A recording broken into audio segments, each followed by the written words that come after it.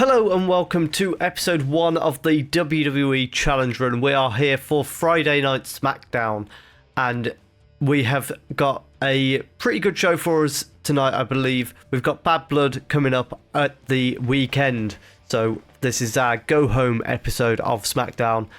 Just before we jump in, if you are looking forward to seeing this series continue, please do leave a like down below, comment any challenges that you would like to see me try and complete, challenges and goals, anything from things like pushing certain wrestlers, giving someone a title run, having a title reign have to last a certain amount of time, anything like that. Let me know down in the comments below. Subscribe while you're down there, and let's have a look at what we've got on the first show of the series. And in the opening bout, we've got a bit of a disaster, because in a pre-show bout that didn't have much heat but terrible wrestling, the Bloodline defeat Pretty Deadly in 9:06 when Tama Tonga pins Elton Prince. However, Tonga Loa has fractured his collarbone, and that is going to be immediately problematic because he's meant to be having a match at Bad Blood. So not a great start for us. And in the next pre-show bout, we've got Blair Davenport defeating Candice LeRae and Minchin in 10:23 when Blair pins Candice LeRae with a Queen's Landing. That got a 46 rating, and now we can head into the main show, which opens with Cody Rhodes. He comes out and says, at the moment, I've not got a title defense at Bad Blood, but I want one. Obviously, in reality, I planned for him to defend against Bobby Lashley, who's no longer with the company. So as a result, this is how we're getting around it. You know, he's gone out and said, well, I'm after a title match. I'm willing to face anybody on SmackDown. Nick Aldis comes out and says, so you can have your title defense, but there's not really anybody that stands out on SmackDown that's available for Bad Blood. So we'll have a battle royal in the main event tonight. The winner gets a title shot against Cody Rhodes in 24 hours. And that gets an 89 rating, so a pretty hot way to start the show. And next up in a 58 rated match, I thought this might do a little bit better than that, but in about that had a decent reaction but subpar wrestling. Carmelo Hayes defeats Andrade in 13:55 after a distraction from LA Knight. So 53 wrestling rating, which seems quite low when you consider who's in the ring here. Andrade was off his game though, so that may have somewhat of an impact on it. Only getting a 48 for him, that does seem very out of character for him. Hopefully not going to be something that he continues with. And after the match, Andrade tries to swing for LA Knight because he's cost him the match. He drops off the apron and just laughs at him as he leaves through the crowd. Carmelo Hayes is celebrating on the ramp. That gets a 65 rating, and LA Knight and Carmelo Hayes both benefiting from being the flavour of the month. Following that, we head into a little backstage segment, getting a 75 rating, where Randy just meets Cody in the locker room, says to him, yeah, we've been through a lot together recently. I've had your back, you've had mine. However, it is Randy Orton. If he wins the Battle Royal, he's going to do whatever he has to do to become WWE Champion once again.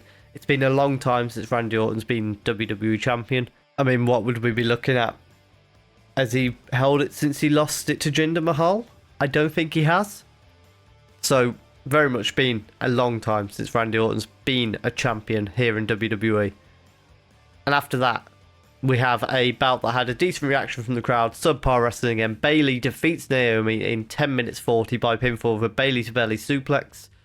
It gets a 52 rating, so not too bad of a match. Again, it's not a great start for us on this SmackDown. Neither of our matches have been particularly good. Hopefully, Bad Blood will change some of that though. And after the match, Bayley offers her hand to Naomi in respect. Naomi's a bit unsure, but it's really just because she's disappointed about herself getting that loss. Shakes Bayley's hand, and then they hug.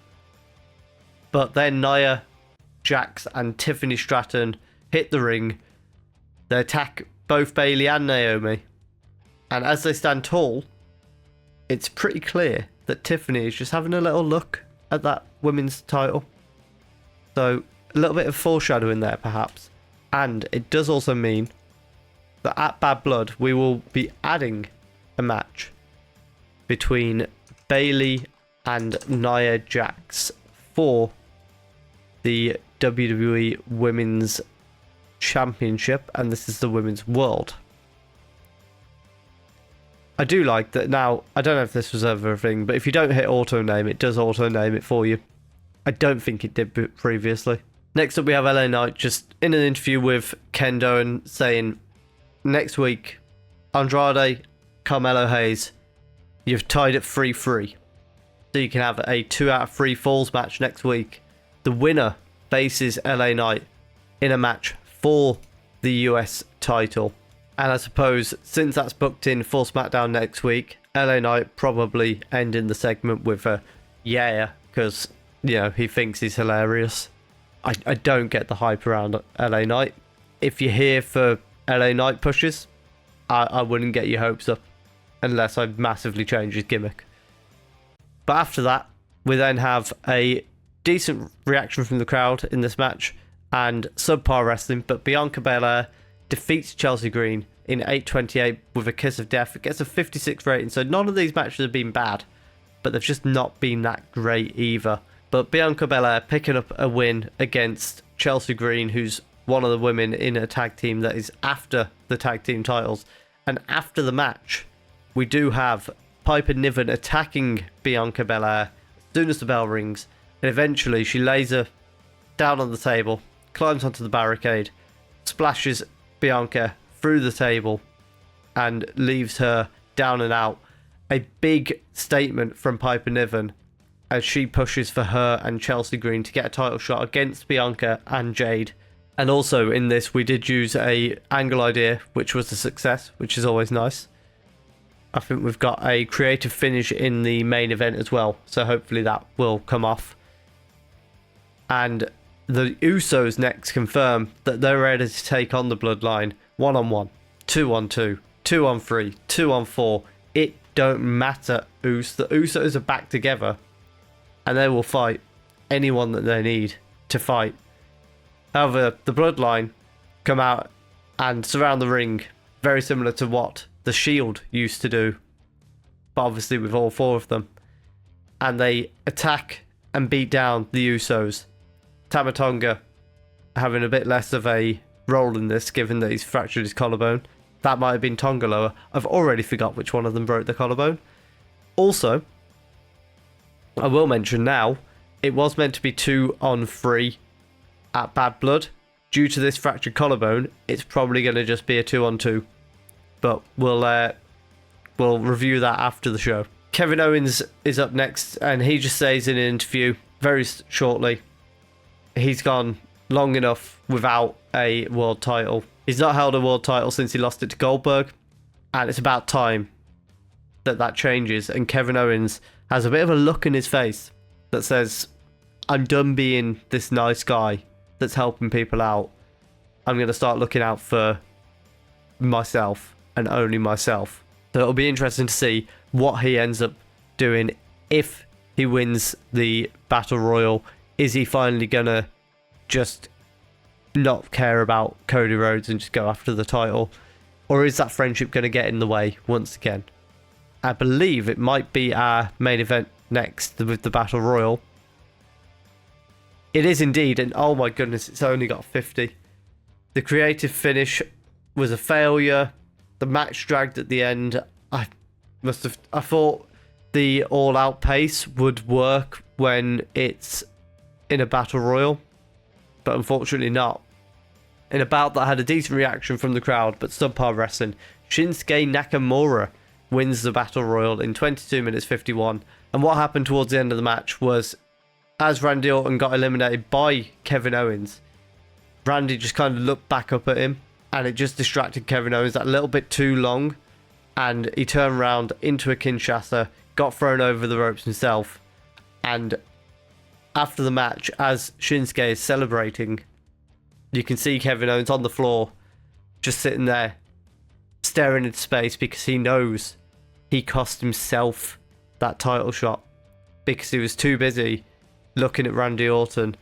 Because they've been friends recently, he felt a little bit bad the way he eliminated Randy Orton from behind his back. It was a bit underhanded, and there was that little bit of why have I done that to somebody I'm friends with, and that costs Kevin Owens the match. And maybe this time is going to be when maybe that's going to be his breaking point. It'll be interesting to see what happens. But after the match, we have Cody Rhodes come out to meet Shinsuke in the ring, holds his title in the air, and offers to shake hands with Shinsuke Nakamura, which means, of course, we have got one more match for Bad Blood. Cody Rhodes versus Shinsuke Nakamura for the WWE Championship, if I can find it, the undisputed WWE Championship. And that is a wrap for SmackDown. That main event might hurt us. It's a 60 rating overall, and we lose popularity in 44 regions. That hurts, but hopefully we can start to turn that around with next week's shows. So it does mean Tongaloa is going to be out for 30 days, unfortunately. However, he's going to just miss out on Crown Jewel as well, actually. Unless we push that back till the Sunday. We probably won't. So, Tongaloa out for 30 days. We'll have to figure out what we're going to do with the tag titles, if we need to do anything at all. And our popularity tanks in pretty much most of the world. And so the following day, we've got a couple of things to deal with. We've got some bids going in for people that we're interested in. We've got some networks unhappy, but we're going to just ignore all those.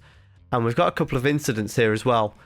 So Gregory Helms has been identified as a steroid user. We're going to have to suspend you then. He's unhappy, but get over it. And Sean Devari, also identified as a steroid user, so we're going to suspend him as well. And, a little bit of a spoiler there, just to be clear, because you did see that. The idea with Kurt Angle is very much going to be that he is coming in as a road agent. We may use him as an on-screen personality, but primarily we're bringing him in for his experience as a road agent. And let's have a quick look at what's been going on over in AEW, because it looks like quite a bit has been going on. Heat, the stable in AEW, has been suspended. No idea who Heat is. The Monet Corporation has been suspended. The Dark Order's been disbanded. After they very specifically kicked out Brody Lee Jr. first. Cage of Agony is finished. You can tell it's the start of a save, because there's all sorts of stables disbanding and things like that. But not a great SmackDown for us. However, we've got Bad Blood next, and hopefully we can have a good show there. If you have enjoyed that, please do leave a like down below. Let me know what rating you think we're going to get from Bad Blood. As I say, if you've got any targets and goals, please do leave those down below as well. Subscribe, and thank you very much for watching.